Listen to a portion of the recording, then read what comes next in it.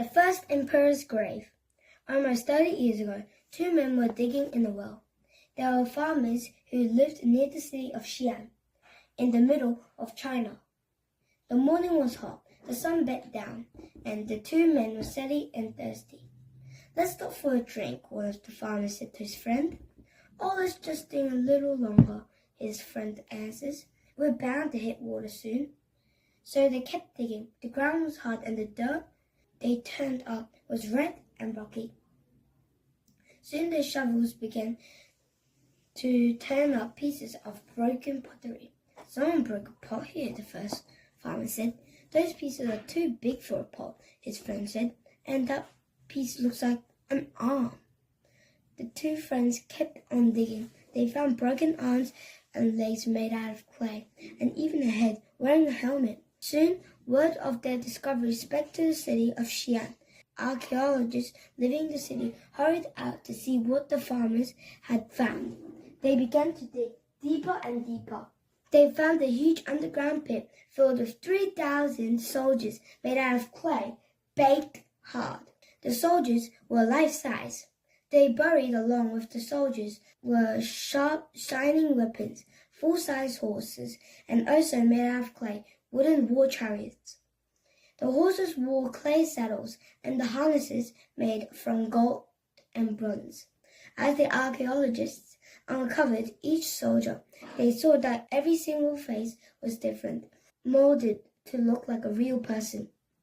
No two soldiers were the same, and all the soldiers were facing east, as though they were guarding something behind them. What were they guarding?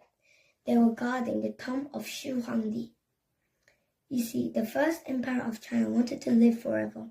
He spent the last part of his life looking for water of eternal life, a legendary drink that would keep him from dying. He made 5 different trips into the mountains of China looking for this water, but he never found it. And when he knew that his death was near, he ordered a great underground city, more than 9 miles wide, built for his tomb. He hoped that his body would stay forever in this city.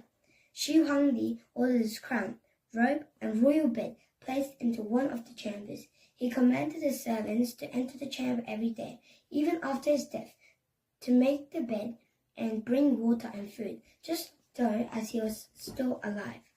So far, archaeologists have found 3 pits with clay soldiers. At the center of the underground city, a huge burial mound rises above the ground. Underneath this burial mound, the archaeologists hope to find the body of Huangdi himself. But the mound still hasn't been excavated. Ancient Chinese writers describing Huangdi's underground city tell us that the tomb itself is far below the mound, almost 100 feet below the surface of the ground. The tomb is made out of stone, covered with melted copper to keep the water out. What is inside the burial mound, we don't know for sure, but shortly after the death of Huangdi, an ancient Chinese historian described the burial chamber like this: rare treasures and jewels, removed from various places, palaces, towers, and halls, filled the grave. Craftsmen were ordered to set arrows on crossbows, which would shoot automatically at anyone breaking in. Rivers and seas in miniature were dug and filled with mercury, made to flow with mechanical devices. On the ceiling, stars and planets were set. Candles were lighted, burning fish fat, so that they might keep the grave chambers lit for a long time. Does the burial mound really contain all these wonders? Well, archaeologists have already discovered that the ground around the mound contains mercury, a silver metal that flows like water. This mercury must have come from the inside of the mound. One day, archaeologists will open the mound and look inside. Let's hope that they watch out for those automatic crossbows.